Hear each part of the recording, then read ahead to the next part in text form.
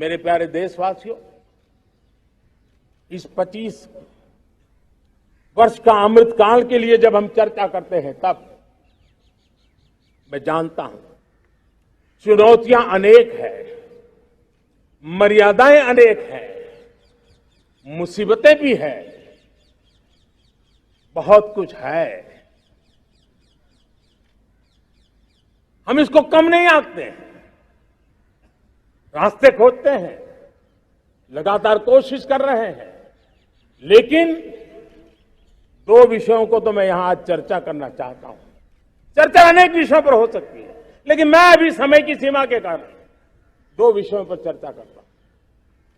और मैं मानता हूं हमारे इन सारी चुनौतियों को कारण, विकृतियों के कारण, बीमारियों के कारण इस 25 साल का अमृतकाल, उस पर शायद अगर हमने समय रहते नहीं चेते, समय रहते समाधान नहीं किए, तो वो ये विकराल रूप ले सकते हैं। और इसलिए मैं सबकी चर्चा न करते हुए दो पर जरूर चर्चा करना चाहता हूं। एक है भ्रष्टाचार, दूसरा है भाई भतीजावाद, परिवारवाद। भारत जैसे लोकतंत्र में जहां लोग गरीबी से जूझ रहे हैं, जब एक तरफ से देखते हैं कि एक तरफ वो लोग हैं जिनके पास रहने के लिए जगह नहीं है, दूसरी तरफ वो तरह लोग हैं जिनको अपना चोरी किया हुआ माल रखने के लिए जगह नहीं है, ये स्थिति अच्छी नहीं है। और इसलिए हमें भ्रष्टाचार के खिलाफ पूरी ताकत से लड़ना है।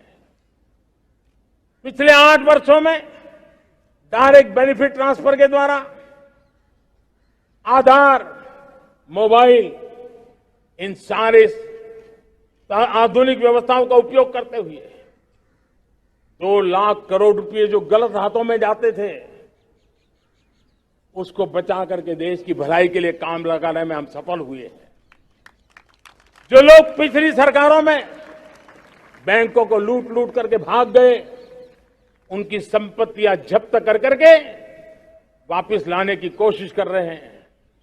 कईयों को जेलों में जीने के लिए मजबूर करके रखा हुआ है।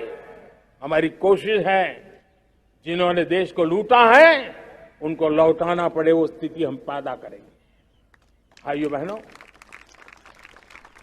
अब भ्रष्टाचार के खिलाफ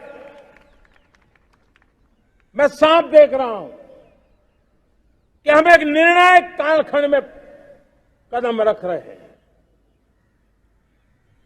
बड़े बड़े चमरबंदी भी बच नहीं पाएंगे। इस मिजाज के साथ भ्रष्टाचार के खिलाफ एक निर्णायक कालखंड में अब हिंदुस्तान कदम रख रहा है। और मैं लाल किले की प्राचीर से बड़ी जिम्मेवारी के साथ कह रहा हूं। और इसलिए भाइयों बहनों, भ्रष्टाचार दीमक की तरह देश को खोखला कर रहा है। मुझे इसके खिलाफ लड़ाई लड़नी है, लड़ाई को तेज करना है, निर्णायक मोड़ पे लेकर के ही जाना है। तब मेरे 130 करोड़ देशवासी, आप मुझे आशीर्वाद दीजिए, आप मेरा साथ दीजिए। मैं आज आपसे साथ मांगने आया, आपका सहयोग मांगने आया हूं, ताकि मैं इस लड़ाई को लड़ पाऊं, इस लड़ाई को देश जीत पाए और सामान्य नागरिक की जिंदगी भ्रष्टाचार ने तबाह करके रखी हुई है। मैं मेरे इन सामान्य नागरिक की जिंदगी को फिर से शान बान शान के लिए जीने के लिए रास्ता बनाना चाहता हूं। और इसलिए मेरे प्यारे देशवासियों, ये चिंता का विषय है कि आज देश में भ्रष्टाचार के प्रति नफरत तो दिखती है, व्यक्त भी होती है, लेकिन कभी कभी भ्रष्टाचारियों के प्रति उदारता बरती जाती है। किसी भी देश में ये शोभा नहीं देगा। और कई लोग तो इतनी बेशर्मी तक चले जाते हैं कि कोर्ट में सजा हो चुकी हो, भ्रष्टाचारी सिद्ध हो चुका हो, जेल जाना तय हो चुका हो, जेल गुजार रहे हो, उसके बावजूद भी उनका महिमा मंडन करने में लगे रहते हैं, उनकी शान शौकत में लगे रहते हैं, उनकी प्रतिष्ठा बनाने में लगे रहते हैं। अगर जब तक समाज में गंदगी के प्रति नफरत नहीं होती है, स्वच्छता की चेतना जगती नहीं है। जब तक भ्रष्टाचार और भ्रष्टाचारी के प्रति नफरत का भाव पैदा नहीं होता है, सामाजिक रूप से उसको नीचा देखने के लिए मजबूर नहीं करते, तब तक एक मानसिकता खत्म होने वाली नहीं है। और इसलिए भ्रष्टाचार के प्रति भी और भ्रष्टाचारियों के प्रति भी हमें बहुत जागरूक होने की जरूरत है। दूसरी एक चर्चा मैं करना चाहता हूं, भाई भतीजावाद। और जब मैं भाई भतीजावाद, परिवारवाद की बात करता हूं तो लोगों को लगता है मैं सिर्फ राजनीतिक क्षेत्र की बात करता हूं। जी नहीं, दुर्भाग्य से राजनीतिक क्षेत्र की उस बुराई ने हिंदुस्तान की हर संस्थाओं में परिवारवाद को पोषित कर दिया है। परिवारवाद हमारी अनेक संस्थाओं को अपने में लपेटे हुए है और उसके कारण मेरे देश की टैलेंट को नुकसान होता है, मेरे देश के सामर्थ्य को नुकसान होता है। जिनके पास अवसर की संभावनाएं हैं, वो परिवारवाद, भाई भतीजे के बाद बाहर रह जाता है। भ्रष्टाचार का भी कारण ये भी एक बन जाता है, ताकि उसका कोई भाई भतीजे के कार्य आसरा नहीं है तो लगता है चलो भाई कहीं से खरीद करके के जगह बना लूं। इस परिवारवाद से, भाई भतीजावाद से हमें हर संस्थाओं में एक नफरत पैदा करनी पड़ी होगी, जागरूकता पैदा करनी होगी, तब हम हमारी संस्थाओं को बचा पाएंगे। संस्थाओं के उज्जवल भविष्य के लिए बहुत आवश्यक है। उसी प्रकार से राजनीति में भी परिवारवाद ने देश के सामर्थ्य को सबसे सारा अन्याय किया है। परिवारवादी राजनीति परिवार की भलाई के लिए होती है, उसको देश की भलाई से कोई लेना देना नहीं होता है। और इसलिए लाल किले की प्राचीर से तिरंगे झंडे के आन बान शान के नीचे भारत के संविधान का स्मरण करते हुए मैं देशवासियों को खुले मन से कहना चाहता हूं, आइए हिंदुस्तान के राजनीति के शुद्धिकरण के लिए भी, हिंदुस्तान की सभी संस्थाओं के शुद्धिकरण के लिए भी हमें देश को इस परिवारवादी मानसिकता से मुक्ति दिला करके योग्यता के आधार पर देश को आगे ले जाने की ओर बढ़ना होगा। यह अनिवार्यता है,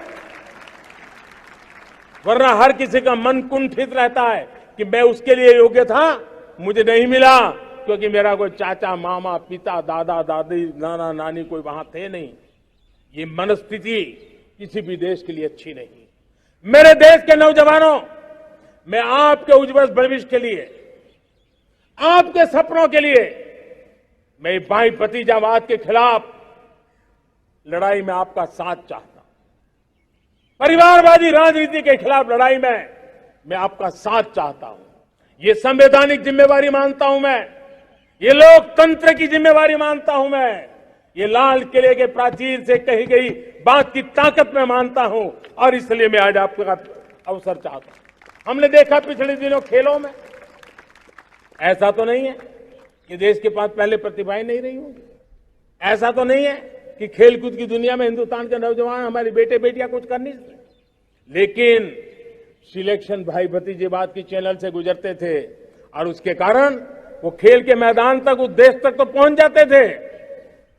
जीत हार से उन्हें लेना देना नहीं था, लेकिन जब ट्रांसपेरेंसी आई, योग्यता के आधार पर खिलाड़ियों का चयन होने लगा, पूर्ण पारदर्शिता से खेल के मैदान में सामर्थ्य का सम्मान होने लगा, आज देखिए दुनिया में खेल के मैदान में भारत का तिरंगा फहरता है, भारत का राष्ट्रगान गाया जाता है, गर्व होता है और परिवारवाद से मुक्ति होती है, भाई भतीजावाद से मुक्ति होती है, तो ये नतीजे आते हैं।